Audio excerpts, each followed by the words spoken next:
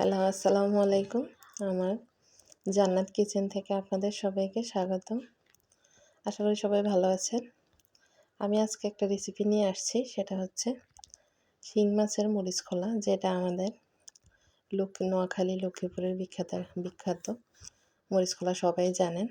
তা আমি আজকে মরিচ খোলাটা করেছি আপনার আমাদের দেশে হচ্ছে আপনার কলাপাতা দিয়ে করে সবাই কলাপাতার উপরে যে ইয়েতে কয়লার ভাপের মধ্যে আর কি সেটা হয়। তো শহরে তো আমি কলাপাতা আর কোথায় পাবো, সেজন্য আমি এটা ফয়েল পেপারে করেছি। তা আমি এখানে দিয়েছি পেঁয়াজ, রসুন, হলুদের গুঁড়া, মরিচের গুঁড়া, বাটা রসুন, তারপরে কিছু রসুন আমি কিউব করে কেটে নিয়েছি, একটু টমেটো দিয়েছি, একটু সরিষার তেল, একটু সয়াবিন তেল, সবগুলো ভালো করে মেখে নিয়ে যখন আপনার হাতে তেলে হয়ে আসবে, সবগুলা মশলা ভালো করে মিক্স হয়ে যাবে, তখন আপনি সেখানে শিং মাছগুলা দিয়ে ভালো করে মাখবেন। মেখে 15-20 মিনিট রেখে দিয়ে তারপর আপনি এটাকে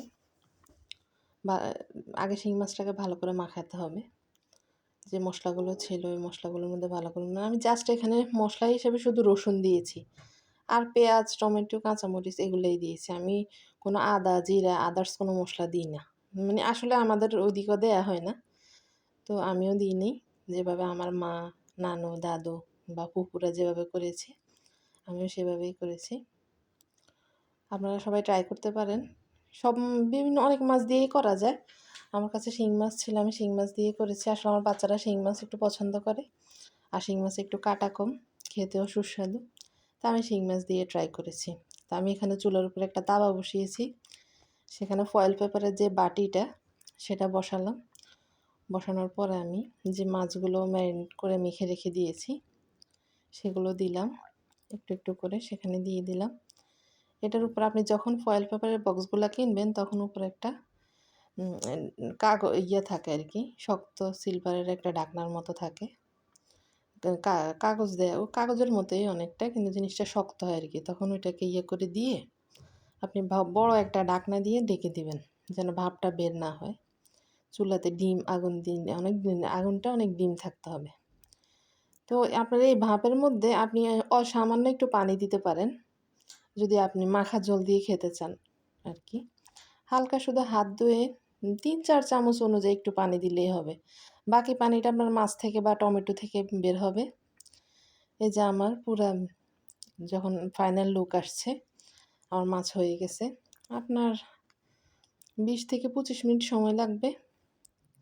আর এটা খেতে যে কি মজা হয়েছে সেটা একদম গ্রামের একটা ফিল চলে আসছে, স্মোকি একটা গ্রান।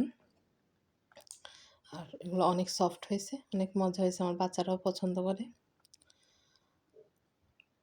যাক, সবাই ট্রাই করতে পারেন। ধন্যবাদ। আমি এটার সাথে আসলে মাছের বড়া বানিয়েছি, সেটা দিয়ে ট্রাই করলাম, দুটোই ভালোই লাগলো। Thank you. সবাই আমার চ্যানেলটা নতুন, আমি নতুন করে চ্যানেলটা খুলছি, তো আপনারা সবার আমার জন্য দোয়া করবেন। আর সবাই আমার চ্যানেলটা প্লিজ একটু যদি ভালো লেগে থাকে আমার ভিডিও, তাহলে সাবস্ক্রাইব করে দিবেন। সাবস্ক্রাইবের জন্য সবার কাছে অনুরোধ রইল। Thank you.